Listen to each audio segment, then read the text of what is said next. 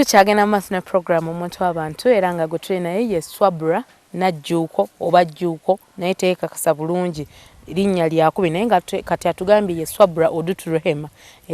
kaakati wano waali gye tumanyi naye wali mu buto waaye byali bitankantankana mubimanyi ebyensi. Swabra obadde okyatunyumiza maama nga alwanyisa ettu mwesobola okiyita maama okuva lwe yafuna ettu alabika teyalifuna mu bugenderevu. Nze nali omwana we first born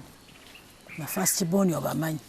naye ng'ogyeko nze n'abakyala abalala nti first born ofiirawo bamusuze mwalo baki ne mama wange bambi teyakisobola naye namusonyiwa ne mukama gyali amusaasire amusonyiwa ebyamusobako. Simanyi lwaki ye tulyamulemerera mangu nnyo ng'ate abamu tuguma era abamu baguma. Alwanyisa ettu eryo simanyi oba kuva ku mwezi gumu oba ebiri oba esatu ndowooza we yakitegeerera nti ndi lubuto we yatandikira oddulwanyisa luveemu ng'amaze okukimanya nti embeera tejja kuba nnungi okusinziira ku bigambo bye yaŋŋamba nga ndowooza ng'alaba buyambi tewajja kuba ate ye yali olubuto olusooka mbu nga maama we ne taata we bamubuuza Fatuma olubuto lwani kale ndowooza n'ayagala alulwanyise lukole ki luveemu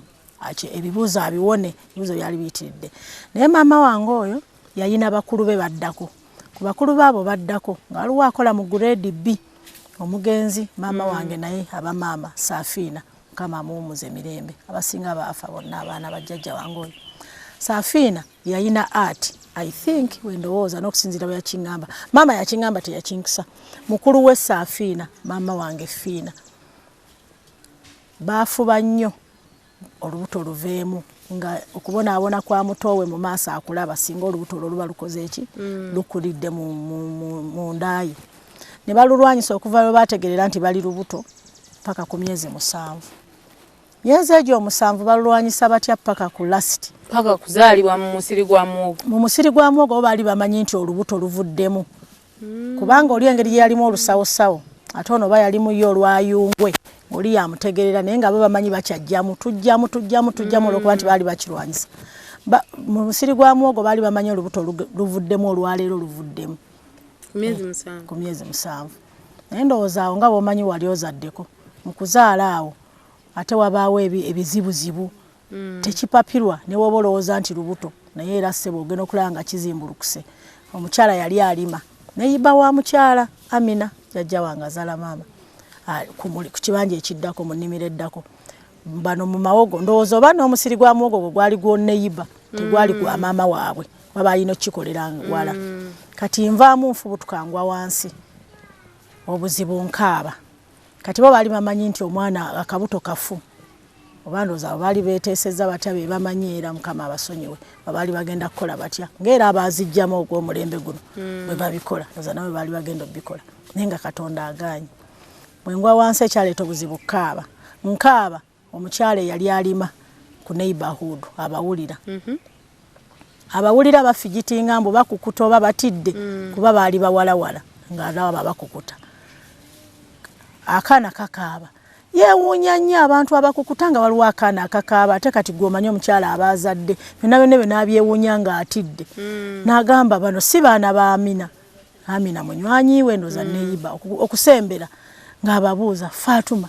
Safiina kiki eyo sitole maama yo yagimpa yaguma n'agimpa maaso ku maaso si jjajja ate. Omukyala yalaba abaana batidde already omuntu ali wansi era nga bw'omanyi lisitwa olina okumanya nti nina kutaasa kali bano kambaleke. Yafaayo nnyo nga bw'omanyi oba yalimu olwa midwife bwe nzijukirako sitole n'akola byonna ebikolebwa ku mwana ne bambikka. Olubakubikkirawo ekyo kye saamanya kuba ndowooza oba saakimubuuza babambikira mu nju ewa jjajja Amina azaala maama oba bambikira wali ku grade B ngeri gye twali ku ddwaliro ekyo sijja kulimba naye nga bambikka n'enkula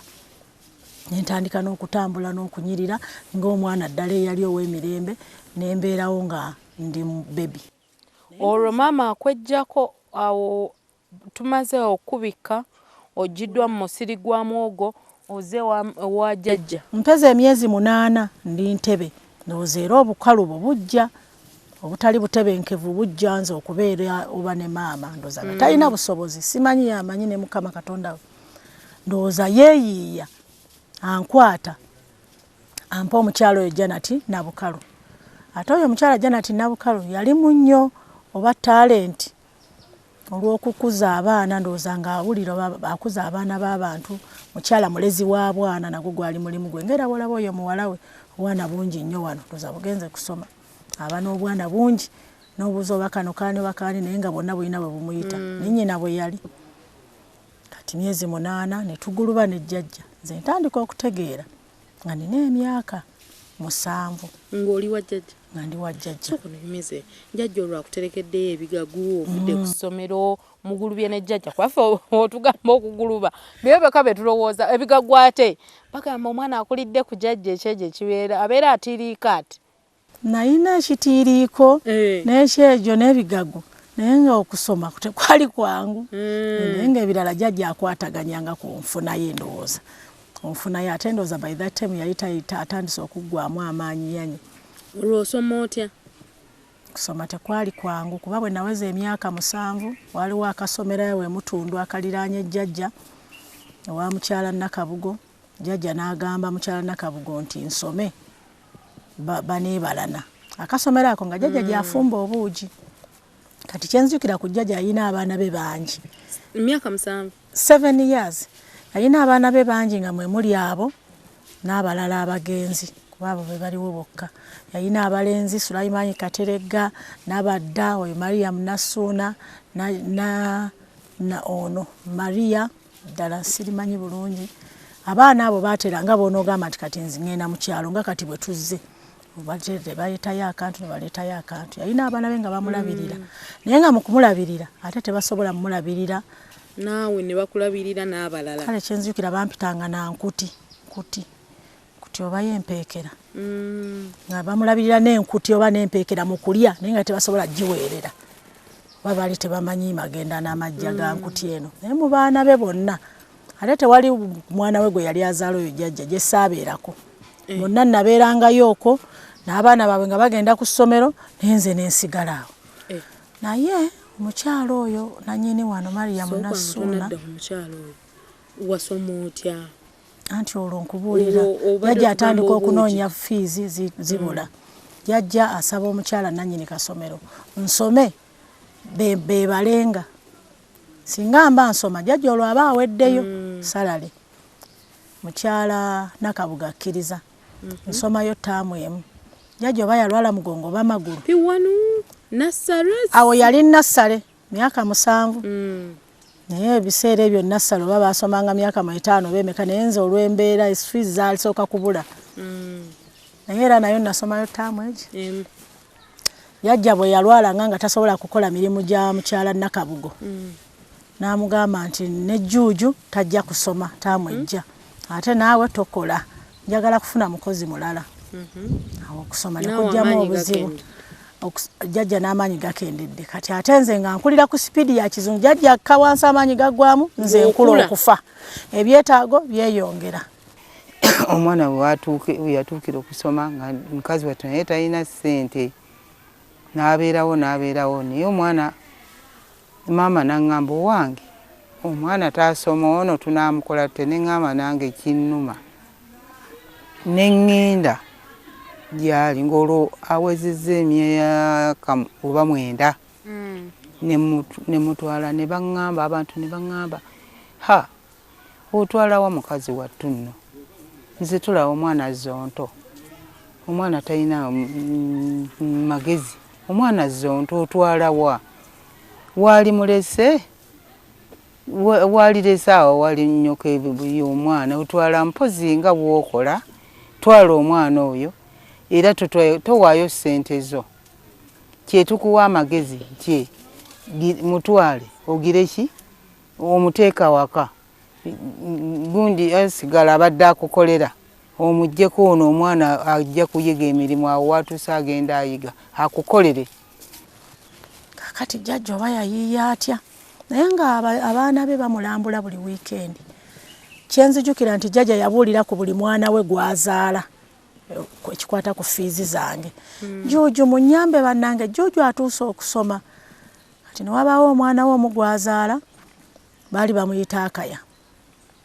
abaana be ng'abaleebeetalebeta fiizi oyo omwami Akaya n'amugamba so bakintuuma nokintuuma ne kifuuka ng'oba niikinnemu bakiyimbiriro nti oyo omwana gwe kati maama otusaba fiizi otubonyaabonya ne fiizi gwe omwana we omutunuulira olaba alina amagezi gwe tolaba ng'omwana alinga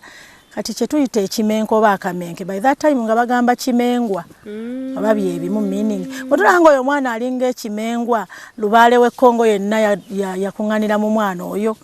ffe totukulusanya totubonyaabonya maama totuteteza na fiizi ekyo yakyogera mpulira kyakuyiza kiti ate kimpise naamusiba naamukola kikale naye kale era nabuuza jjajja era nze saabuuzanga muntu yenna mu nsi kuba ne maama naye bwe nnakula ne mmulaba kuba saamulabirawo maama ku myezi 8 gye yanteeka ewa jjajja n'addamu omulaba nga nina 13 years bwe ntandikira ebyo ebibuuzo tolowooza nti oba nali nabimubuuzaako dda era naye nga buli kye mubuuza jjajja kati wasomawo taamu emu jjajja taamu emu emala olwo ne ntuula saalina 7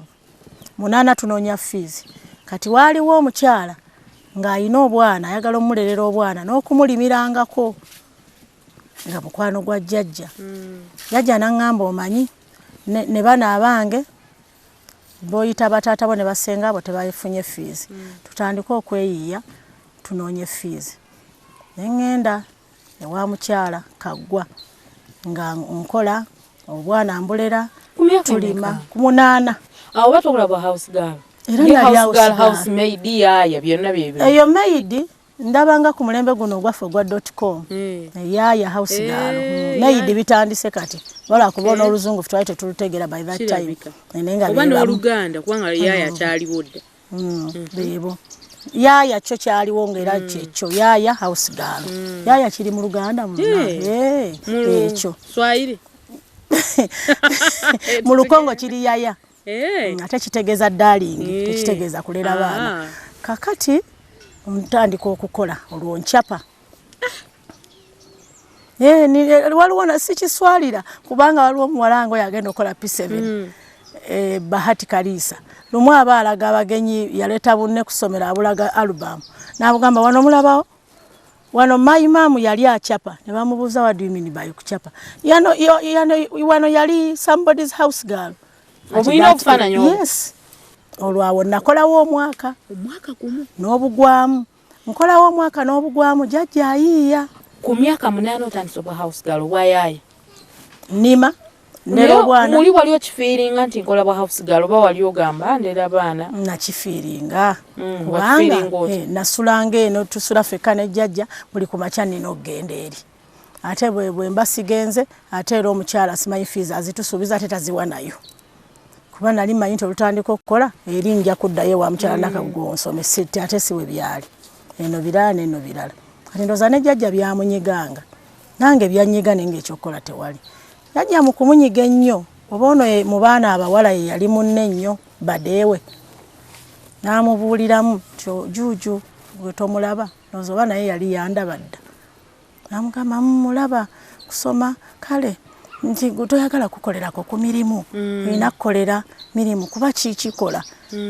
ko omukyala senga olowoozeza emyaka ng'emeka 9